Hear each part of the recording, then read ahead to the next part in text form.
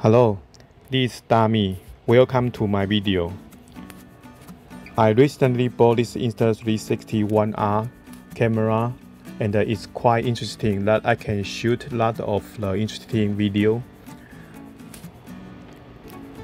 But one pity is that I cannot carry it with my cycling, so I searched from the web and I found this holder, so I can fix it on my bike.